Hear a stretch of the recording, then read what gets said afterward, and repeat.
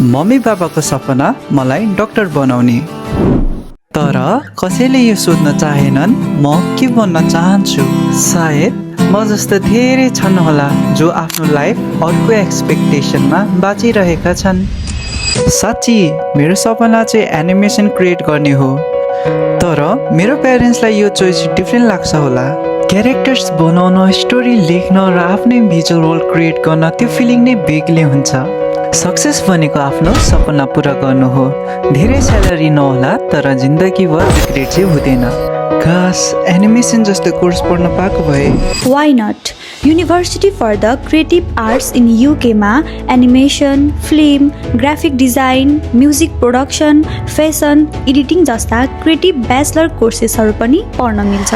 अझै bridge इन्टरनेसनलबाट apply गर्दा free service, free airport pickup र प्रपर गाइडेन्स पनि पाउन सकिन्छ।